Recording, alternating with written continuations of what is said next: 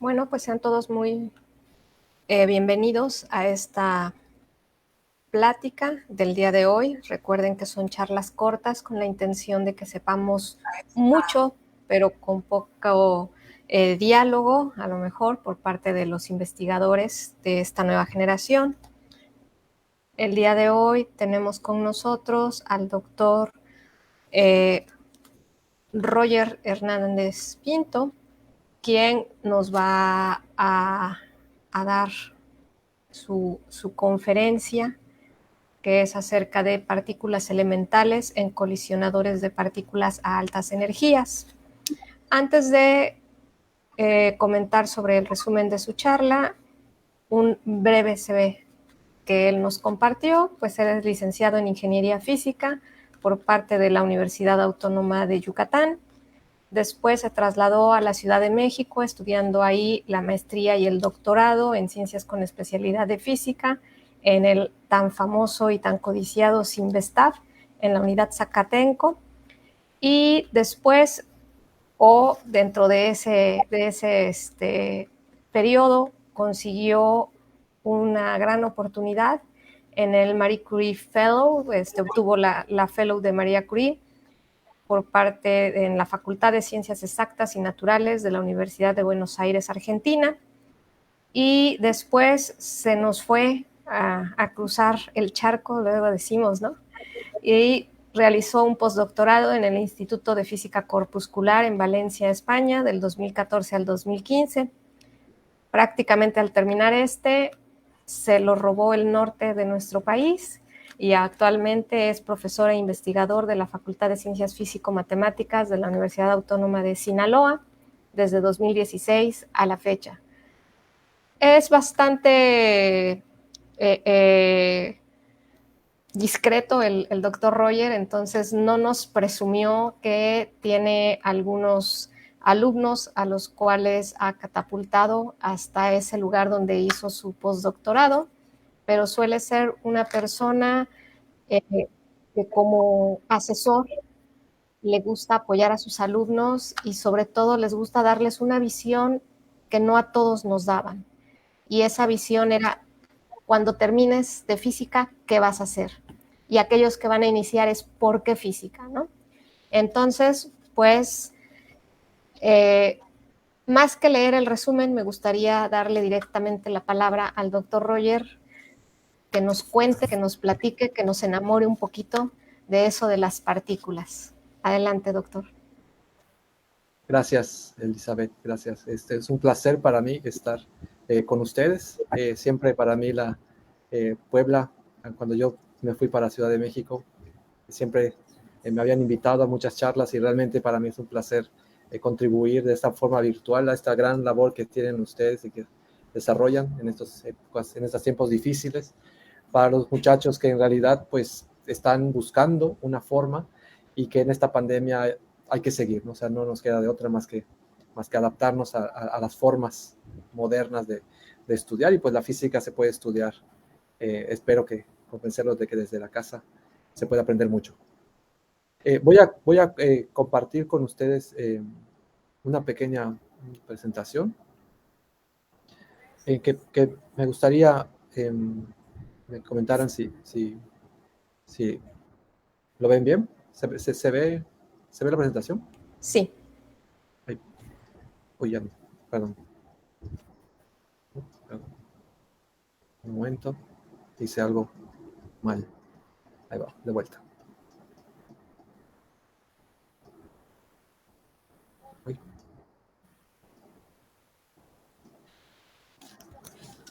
Yo pensé que lo tenía dominado, pero pues siempre hay esos detalles en esa nueva modalidad. Pero creo que ya se va a poder ver. Bueno, ahora sí. Bueno, el pequeño digamos, conversatorio que vamos a tener es prácticamente para que la gente que está motivado en el área de física de partículas, de física física de elementales pueda, ¿sí sirve? ¿Sí Sí, ven? Bueno, que puedan tener una visión de qué va esto de las partículas. No intentaré no hablar mucho de matemáticas, aunque obviamente la física está repleta de matemáticas. Y, y bueno, vamos a comenzar con una de las preguntas fundamentales que se tenían en la antigüedad, que era saber qué es lo por qué construir colisionadores. Primero que nada, queremos responder en esta área de la ciencia una de las preguntas que eh, pues mucha gente ha intentado responder y que muchos investigadores alrededor del mundo, alumnos también, están intentando ayudar para descifrar cuál es la respuesta o la mejor respuesta que nos acerca a el entendimiento de las cosas pequeñas, ¿no? Y eso dio por digamos, como resultado, intentar entender cuáles son los componentes más fundamentales de la materia. Y cuando hablamos de los componentes más fundamentales, no necesariamente pensamos en lo más chiquito, sino que queremos poder explicar desde lo más pequeño hasta lo más grande. Nosotros, aquellos que nos gusta mucho la física, usualmente pensamos que si conocemos las propiedades de las cosas pequeñas, inmediatamente las cosas grandes también van a seguir esos mismos patrones. Y para los que van a comenzar se van a dar cuenta de que realmente cada una de los estadios, pequeño, grande y muy grande, tienen sus propias ecuaciones y cada una de ellas hay que entenderlos tanto en el formalismo matemático como en el formalismo físico. Entonces, a lo largo de la historia han habido muchísima gente que ha intentado responder esta pregunta. Entonces, muchos de ellos han descubierto métodos de investigación, métodos de caracterización de los fenómenos físicos y han dado la pauta para poder entender lo que en las fechas modernas, se le llama esta gran área de las ciencias como la física de partículas y altas energías. Entonces, es imposible nosotros pensar que se puede avanzar solamente desde el punto de vista conceptual, porque la física, como muchos sabemos, es una ciencia que intenta describir la naturaleza. Entonces, aunque seamos muy buenos calculando, necesitamos forzosamente comparar con el experimento. Y eso es lo que nos hace tocar un poco las fibras sensibles de la naturaleza, intentar conocer a la naturaleza a través de preguntas que yo le hago y que ella me responde. Es decir, yo hago un experimento y la naturaleza me responde. Y a partir de esa respuesta yo intento predecir o describir lo que la naturaleza me quiere decir. Muchos años se ha tardado esto para converger a algo que normalmente eh, resulta de la vida cotidiana para los que hacemos esta área, ¿no? Y es que conforme se le hace preguntas a la naturaleza nos contesta con que la respuesta está en la descripción de los fenómenos a través del concepto de partículas. Y como en los libros de física general, una partícula normalmente es un punto. Intentamos describir las cosas a partir de puntos. Un punto que interactúa con otro punto y posteriormente hacer que estos dos puntos puedan sumarse en un aglomerado de puntos y dar como resultado la materia. En una primera perspectiva, uno podría pensar que eso es así como va a suceder en todos los fenómenos. Y si es así, entonces, ¿qué nos queda por hacer? En realidad, para poder contestar esa pregunta de qué nos queda por hacer, necesitamos saber cuáles son los problemas que se presentan en la actualidad. Obviamente en los libros, cuando nosotros comenzamos a estudiar, tenemos bastante material para describir. Y por eso, como Elizabeth decía, yo siempre les pregunto a los muchachos, a los compañeros con los que me topo en la facultad, en los pasillos, los problemas que tienen ahora, ¿no? Porque los que están en los libros ayuda muchísimo, muchísimo a entender cuál es el camino a caminar, ¿no? O sea, cuál es la forma de calcular. Pero no obstante, ese camino ya ha sido caminado. Entonces, ¿cuáles son los problemas que en la actualidad se presentan en todas las áreas de la ciencia? Yo voy a dar un panorama de lo que el área de oportunidad en la física de altas energías y de las partículas elementales. Una vez que nosotros sabemos cuál es la problemática, nuestro trabajo es intentar proponer ideas, soluciones, cuáles serían si la ecuación que describe el movimiento no fuera esta, sino fuera otra. ¿Por qué? Porque pues en principio no estoy comprendiendo completamente lo que la naturaleza me está respondiendo al experimento. Entonces intentamos que una vez que tenemos una respuesta, intentamos una respuesta de la naturaleza, intentamos caracterizarla a partir de ecuaciones. Entonces, ¿cuáles son algunas de las preguntas que hay en la física de altas energías? Bueno, hay muchas. Aquí solamente voy a poner algunas, puesto que pues requeriremos de un seminario muchísimo más largo para, inclusive no terminaríamos si queremos responder todas las preguntas. Pero lo que vamos a tratar aquí son los elementos fundamentales que conocemos en la actualidad, pero la pregunta clara es, ¿conocemos todos o nos hace falta conocer en otro espectro algunas partículas que se nos están escapando?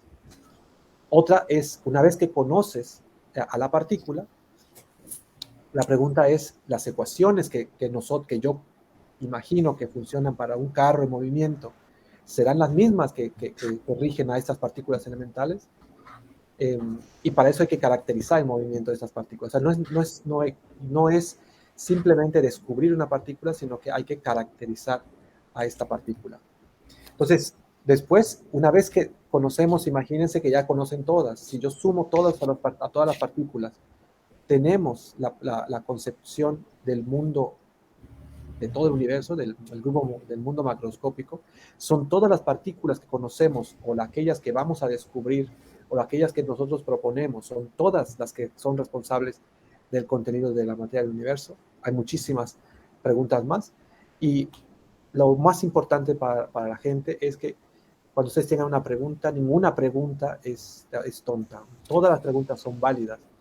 Y en la medida que ustedes intenten contestar una pregunta, van a entender más algún problema, algún fenómeno.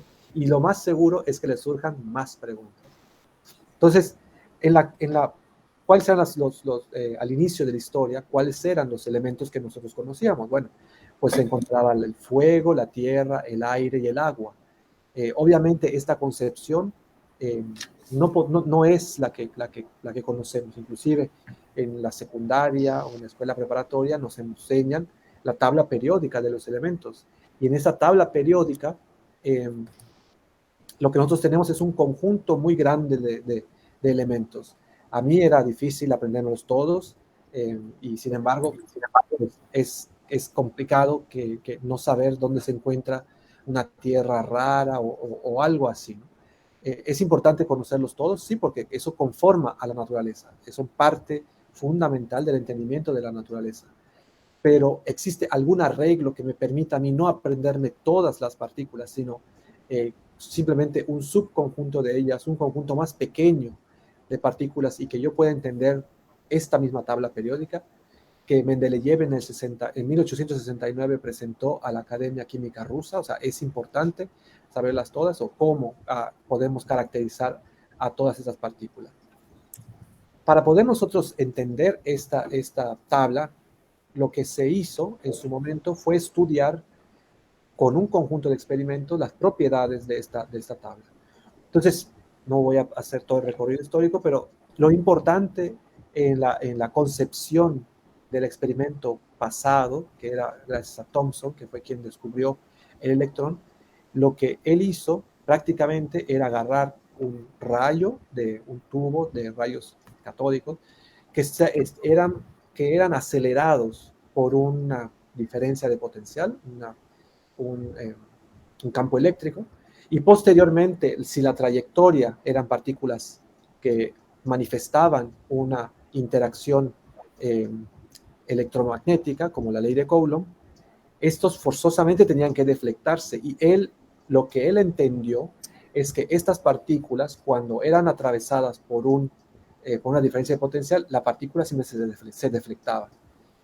Esta propiedad que no tienen las partículas que no tienen carga, lo llevó a descubrir el electrón.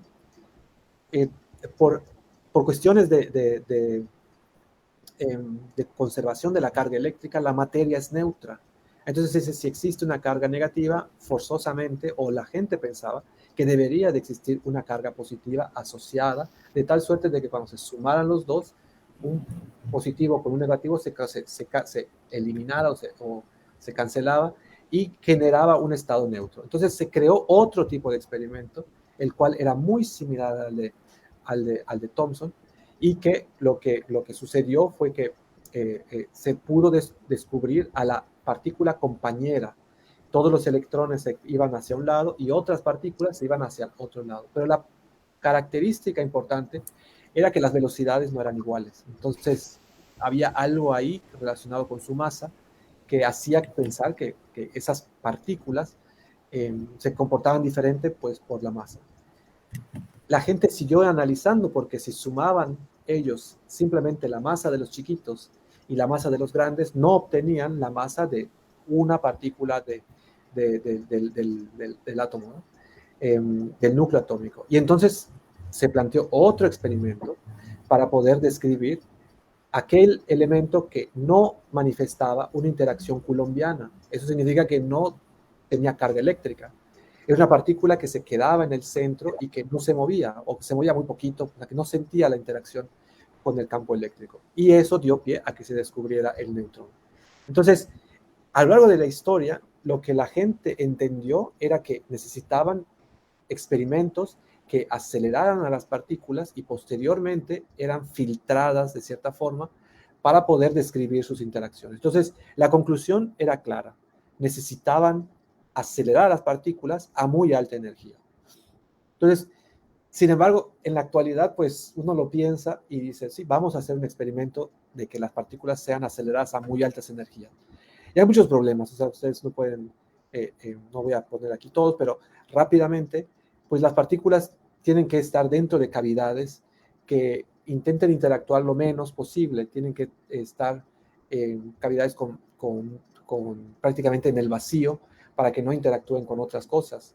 También, mientras mayor sea la energía que uno quiere, la aceleración y la energía de que radian esas partículas es mucho más grande. Entonces, si es más grande, pues va a dañar más a los materiales, porque los materiales pongan su celular al sol y van a ver si aguanta un día completo. Bueno, al menos aquí en los climas muy cálidos hasta se apaga, ¿no? Por seguridad.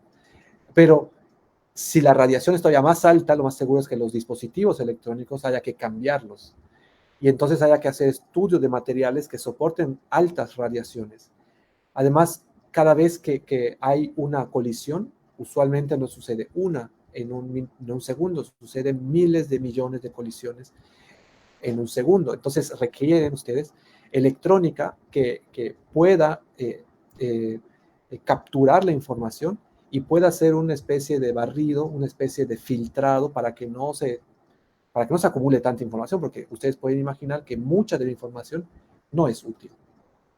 Entonces hay mucho para hablar, pero en general lo que uno intenta hacer es mejorar lo que nosotros conocemos como los ojos electrónicos. Nosotros no podemos estar mirando, esperando la radiación que nos llegue porque nos puede matar. De hecho, nos va a matar si estamos allá abajo cuando el acelerador funcione. Necesitamos que nuestros ojos que están allá, nuestros ojos electrónicos, nos den la información que nosotros podemos analizar. Además de todo esto, hay un problema más grande, y es que todo esto cuesta. O sea, no es algo que podamos hacer en su casa muy probablemente en un laboratorio pequeño puedan reproducir unas partes del acelerador, pero el gran colisionador de hadrones, o el LHC, es una máquina que es muy grande y que hay mucha gente que trabaja, no solamente físicos, sino también ingenieros en electrónica, mecánica, civil. Es una obra de la ingeniería muy grande.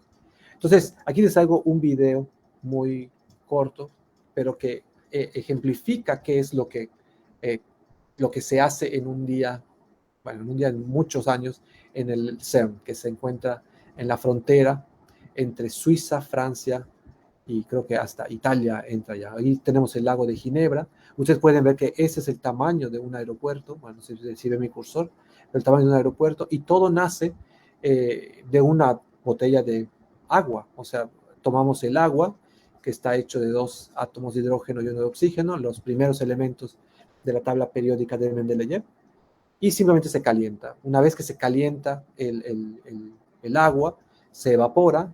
Ese proceso lo conocemos todos muy bien, pero la idea es poder utilizar campos electromagnéticos para nosotros sacar el átomo de hidrógeno y descomponerlo en lo que está dentro del átomo.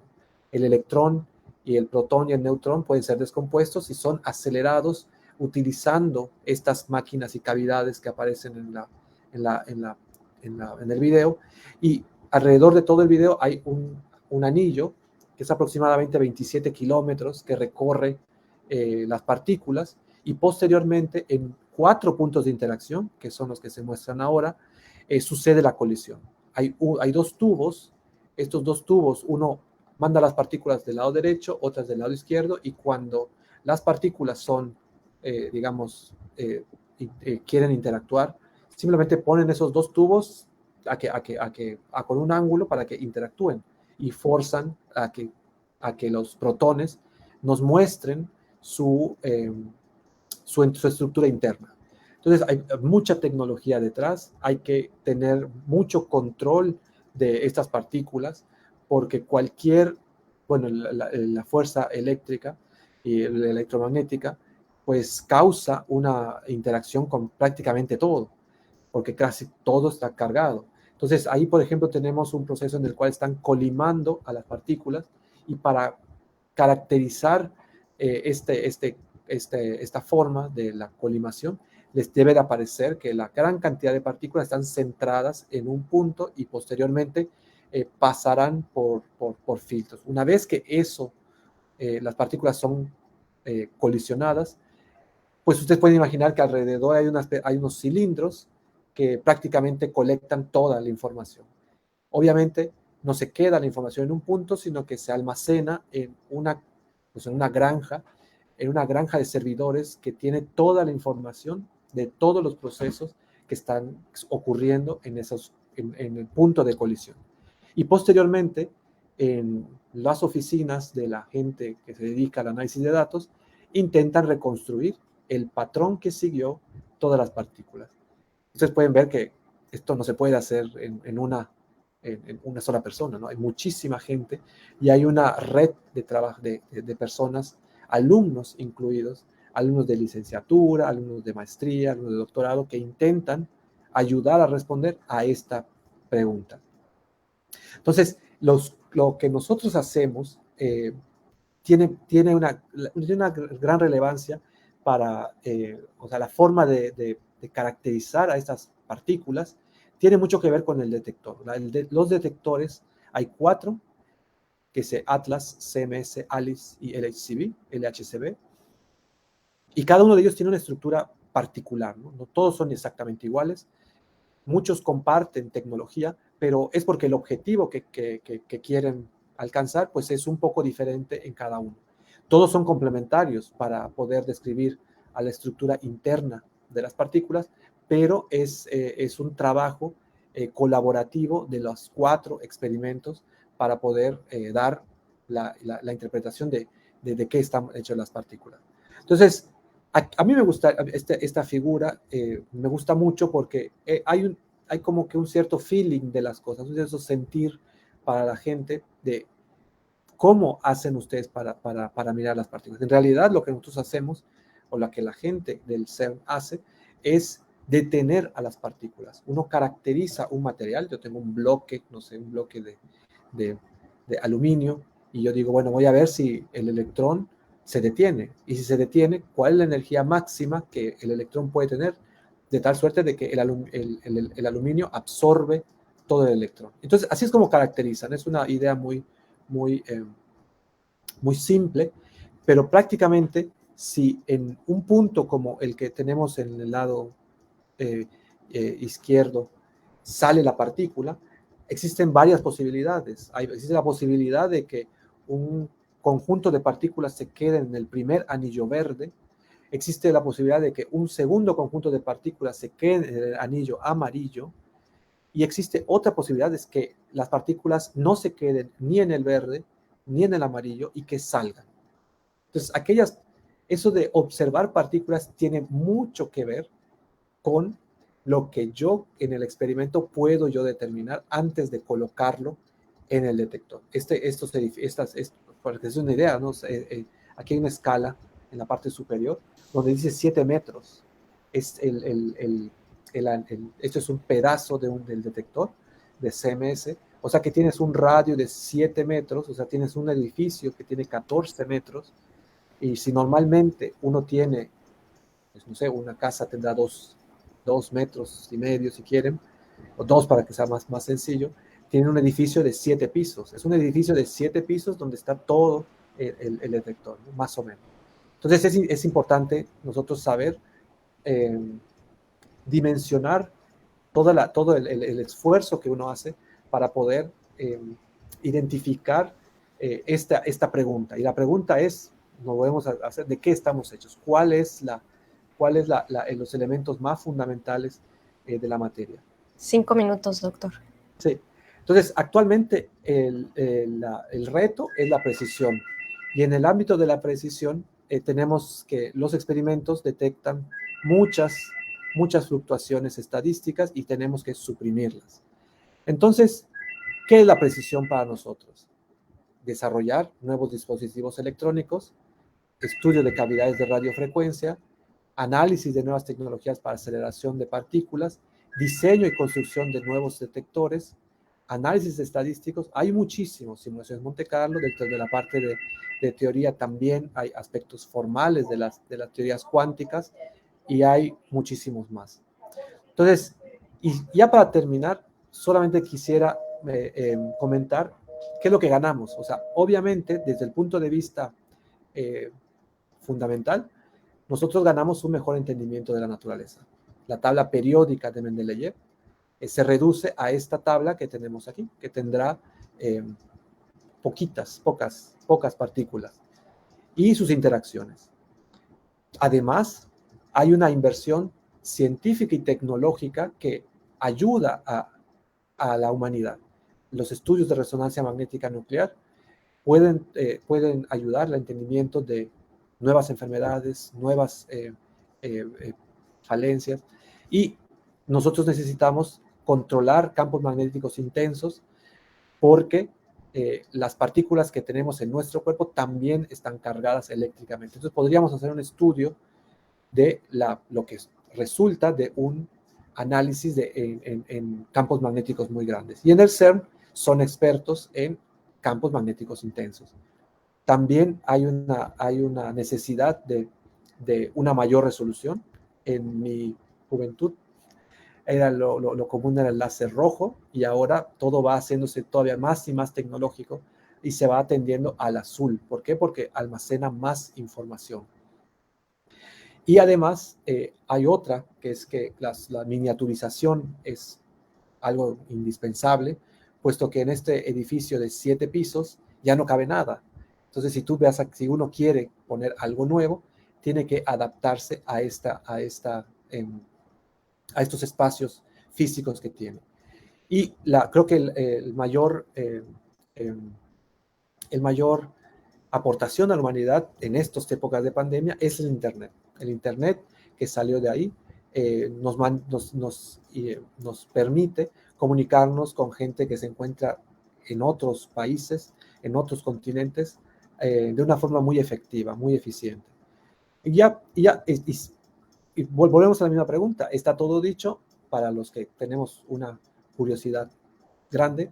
La respuesta es no. O sea, el modelo estándar, ese que acabamos de decir que son muy pocas partículas, no es el final del camino. Existen muchas preguntas, como las que mencionamos al inicio, en la física de los neutrinos, también en la búsqueda de la materia oscura, que es la materia oscura, el contenido del universo, la energía oscura, que es todavía algo todavía más complicado de describir, Y para poder responder esas preguntas, ya se está planeando un acelerador mucho más grande. En esta figura que tienen a la derecha, pueden ver que el video que yo les mostré es de un pedacito, aquí está el lago de Ginebra, y hay otro proyecto que va a atravesar prácticamente todo Suiza, que se va a conectar con el LHC para poder alcanzar energías más altas y poder describir o descubrir nueva física, que tiene una proyección para 2025, 2037, más o menos por ahí.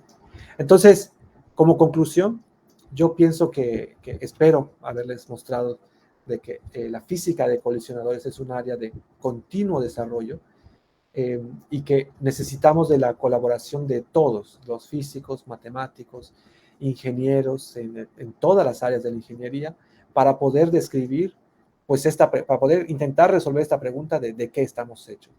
Hay muchos jóvenes alrededor del mundo que intentan dar o apoyar su granito de, dar aportar un granito de su conocimiento, de su intrepidez y de su forma de pensar para para entender estos conceptos del mundo subatómico. El futuro está muy próximo. No sé si se encuentren listos. Esperemos que sí para ese momento. Muchas gracias. Y aquí me detengo.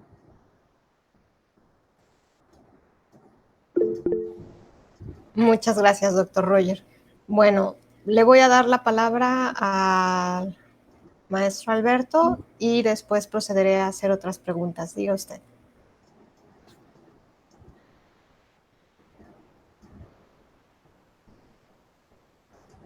No lo escuchamos, Alberto.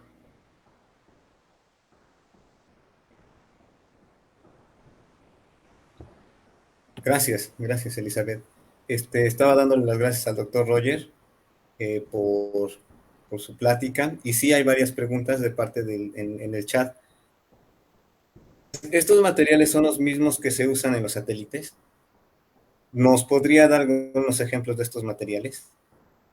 Esa es la primera pregunta. Los materiales que se encuentran digamos, no estoy muy familiarizado, la respuesta es que no estoy muy familiarizado. Sin embargo, los materiales que se intentan utilizar para el FCC tienen que alcanzar resistencias a radiación muchísimo más altas de las que hay en los satélites. Es posible, así como la resonancia magnética nuclear, tiene campos magnéticos muy grandes, no son tan intensos como los que hay en el CERN.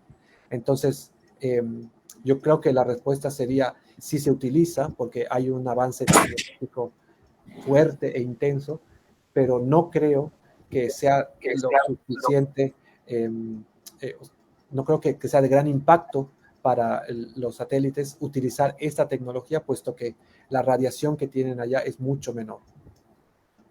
Muchas gracias a Lalo Michel por su pregunta. Octavio Zapata pregunta también, y muchas gracias a él. ¿Estos colisionadores tienen relación con el observatorio HAWK que están junto al pico de Orizaba? El observatorio de Hawk, lo que hacen, muy buena pregunta realmente, porque en ese observatorio hacen todavía estudios de partículas todavía más energéticas que suceden en el CERN. En el observatorio de Hawk miran el espacio, y en el espacio las colisiones son muchísimo más violentas, porque pues obviamente hay planetas, hay estrellas y hay objetos que son mucho más energéticos. Tiene relación en el sentido de que estudia las partículas elementales, sí tiene relación, pero es complementaria, porque a diferencia de lo que se hace en el CERN, el experimento del LHC es un experimento controlado, es decir, que yo puedo decir cuál es la velocidad de las partículas, puedo calcular la masa de las partículas, etc.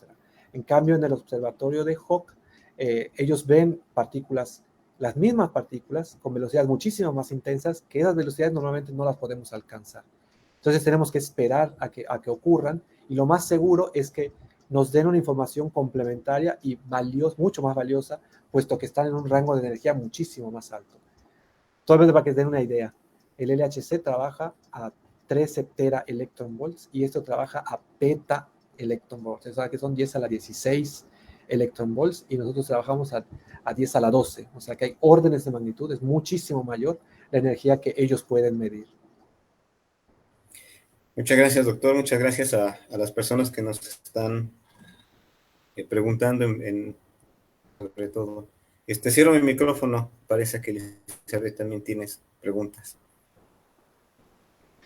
Ok, bueno, se nos quedó por ahí una o dos de Cosme AGV.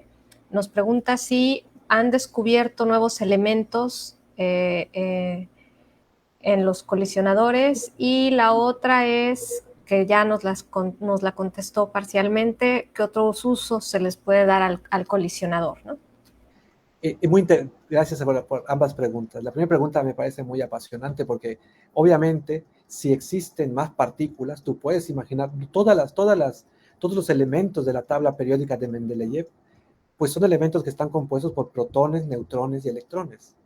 Entonces, dentro de la física que hay en el LHC, que hay en Fermilab y todo eso, han descubierto que existen las antipartículas, ¿no? Como el protón, hay su antiprotón, el neutrón puede uno tener su antineutrón, aunque de todas maneras es lo mismo, pero el positrón, que es el compañero del electrón, y la gente ha intentado construir, por ejemplo, un antihidrógeno, es decir, las partículas son las mismas, con carga diferente y deberían de acoplarse. La respuesta es que sí han creado esas partículas nuevas, exóticas.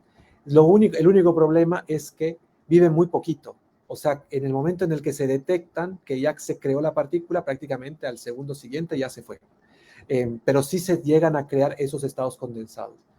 Ahora, con respecto, perdón, y continuando con esta pregunta, ¿es posible seguir sumando a la tabla periódica de Mendeleev más elementos, ¿no? Hablando de elementos químicos, es posible, sí es posible, pero esta idea de una tabla periódica infinita es algo que no parece muy atractivo para la gente de física fundamental. Quisiera tener los elementos más elementales y con esos construir todo, ¿no? Y bueno, y con respecto a la siguiente pregunta, hay muchos adelantos que se requieren para adelantos tecnológicos, adelantos en muchas áreas de la ciencia. O sea, yo hablo de aceleradores y de detectores, pero para poder, digamos, colocar un nuevo detector dentro de esta caverna larguísima y gigante, hay estudios previos y resultados de nuevos materiales que nos ayudan a controlar radiaciones intensas, a controlar las fotografías de las partículas con mayor resolución. Yo puedo decir, estoy convencido de que probablemente el FCC, que el futuro colisionador circular, ese que les presenté al final, que este tiene 27 kilómetros de circunferencia, el otro va a tener 100 kilómetros de circunferencia. Lo más seguro es que de ese acelerador resulten todavía más tecnologías que en este momento no nos podemos imaginar.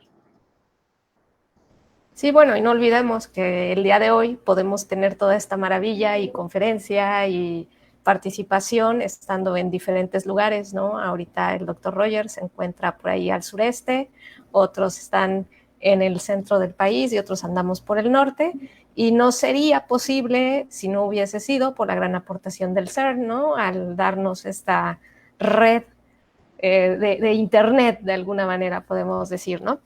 Pues no sé si quiero comentar una última cosa, ¿no? Porque ustedes, para los jóvenes, pues es algo natural el Internet. Pero si un día se quedan sin Internet, probablemente sufrirían mucho.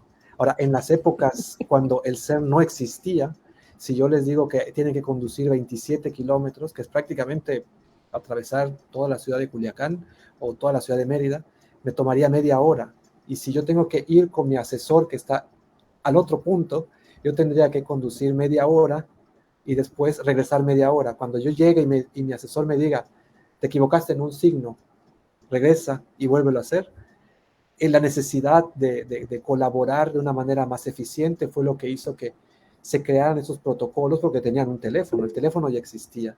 Entonces uno hablaba por teléfono y le decía, profe, mire usted su carpetita que yo le he compartido para yo no conducir media hora y regresar media hora. Si fuese así, uno tendría la posibilidad de ver al asesor 8 veces al día en un horario normal y además tener mucho dinero porque hay que pagar la gasolina, ¿no? Porque cuesta. Entonces, estos avances que nos facilita la ciencia, pues es una gran aportación para la humanidad y que pues ahora en estos momentos lo estamos disfrutando y que no sabemos en realidad qué es lo que va a suceder cuando los futuros colisionadores, y no solamente de colisionadores de partículas, sino todas las áreas de la ciencia tienen avances gigantes y que no nos damos cuenta hasta que no llegamos a utilizarlos. Así es, muchas gracias. Bueno, comentaba yo, no sé si la doctora Isbeth Hernández quiera dar alguna información. Gracias, doctora. Hay una pregunta más en el Facebook, ahorita si quieres la respondemos. Yo nada más quería agradecer al doctor Roger por esta participación muy interesante acerca de las partículas que, bueno, generalmente estamos acostumbrados a cosas que se ven y estas cosas no se ven y que son súper importantes todos los días de nuestra existencia. Asimismo, recordarles que pues tendremos más charlas. La siguiente charla creo que será un poco el complemento de esta porque será acerca de relatividad general y especial. Entonces, pues cada vez nos vamos empapando un poco más de lo que es pues la física, que a veces se nos parece un poco complicada, pero pues gracias a estos expertos se nos hace mucho más sencillo entender todo. Muchísimas gracias y bueno, los dejo ya aquí para que sigan. Gracias. A ti, Isbeth, gracias por la invitación. Gracias. Bueno, la última pregunta, como nos dice la doctora Isbeth, Stephanie Fortis, nos dice que había leído que en el acelerador se han alcanzado velocidades pues cercanas a las de la luz. ¿Es cierto esto? Gracias, sí, en realidad sí. O sea, para que nosotros podemos hacer colisiones la gente